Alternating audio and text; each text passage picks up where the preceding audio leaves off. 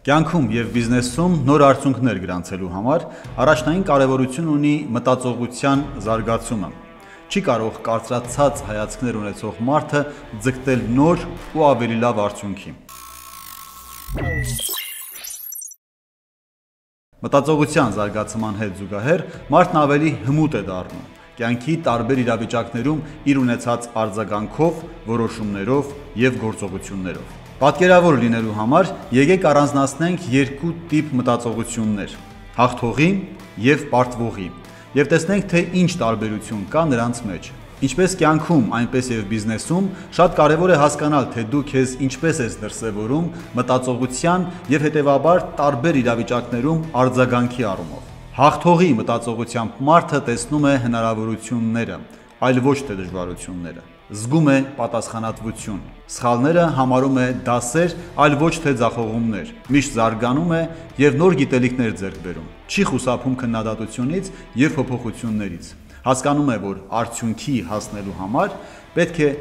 բարդ աշխատանք կատարել, այլ ոչ թե միայն բախտ ունենալ։ Պարտվողի մտածողության մարդը տեսնում է և կենտրոնանում է դժվարությունների վրա, այլ ոչ թե հնարավորությունների։ Մեղադրում է հանգամանքներին և բոլոր մարդկանց։ Վախենում է անհաջողություններից և ոչինչ չի ձեռնարկում այն հաղթահարելու համար։ Մտածում է, որ հաջողություն գրանցելը միայն բախտ ունենալու արդյունք է։ Խուսափում է փոփոխություններից և վախենում ռիսկերից։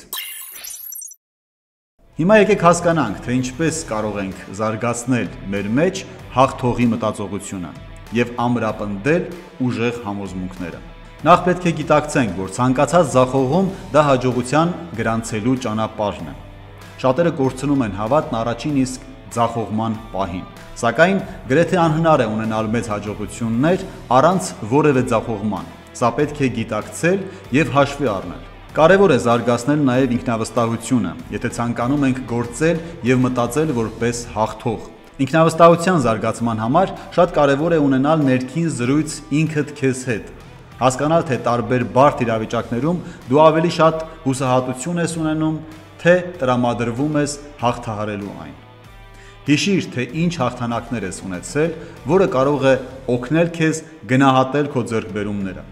Երբեք մի անմատիր քեզ ուրիշների հետ։ Կենտրոնացիր այն առաջընթացի վրա, որ գրանցել ես կյանքի տարբեր փուլերում։ Եվ ամենակարևորը, գործիր առանց վախերի տրվելու։ Ցանկացած նոր բան անելիս միևնույն է, վախի ինչ-որ աստիճան լինելու է։ Խնդիրների հետ աշխատելը մտածողության զարգացման և հաջողության գրանցման համար անչափ կարևոր է։ Հատկապես բիզնեսում, երբ ղեկավարը չի կարողանում աշխատել խնդիրների հետ, հետևանքները ավելի ու ավելի անդառնալի են լինում։ Խնդիրների հետ աշխատելու համար նախ անհրաժեշտ է հասկանալ, թե որտեղից է առաջացել խնդիրը, ինչ սխալների արդյունքում է ձևավորվել։ Չպետք է վախենալ կրկին փորձելուց։ Մեծ արդյունքներ գրանցվում են միայն բազմաթիվ փորձերի արդյունքում։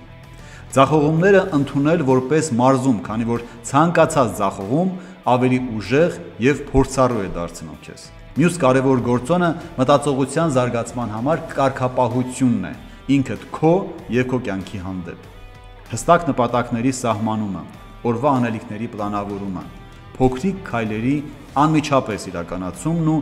ամեն հաջորդ օրը թեկուզ 1%-ով աճ ապահովելը կարող է մարդու կյանքում նոր, ավելի լավ արդյունքներ գրանցելու երաշխիքը դառնալ։ Այս կանոններն ու քայլերը գիտեմ, շատերդ ծանոթ եք, անգամ դուք եք ինքներդ շատերին նմանատիպ խորհուրդներ տալիս։ Սակայն արդյունքի գրանցման ամենակարևոր հանգամանքը գործողությունն է, որը թեպետ դժվարությամբ, բայց պետք է կատարել։ Եվ վերջին գործոնը մտածողության զարգացման համար կրկին կախված է այն բանից, թե ինչպիսի միջավայրում եք դուք գտնվում։ Քանի որ ձեզ շրջապատող մարդկանց հետաքրքրություններն ու մտածողությունը մեծ ազդեցություն է ունենում ձեզ վրա։ Քանի որ խոսեցինք արդյունք ապահովելու համար գործողության դերի մասին, այս պահին եկեք առանձնացնենք մեկ կարևոր արդյունք, որին ցանկանում եք հասնել, և 3 փոքրիկ քայլեր, որոնք կարող եք կատարել հենց այս պահին և կատարեք դրանք։ Մենք շարունակենք մեր զրույցը Level Up վիդեոշարքով և հաջորդ անգամ կխոսեմ ֆինանսական ոլորտում ունեցած ձեռքբերումների ու հաջողությունների մասին։ Եթե ցանկանում եք բաց թողնել իմ հետագա վիդեոները, կարող եք բաժանորդագրվել ալիքին եւ սեղմել զանգակ կոճակը։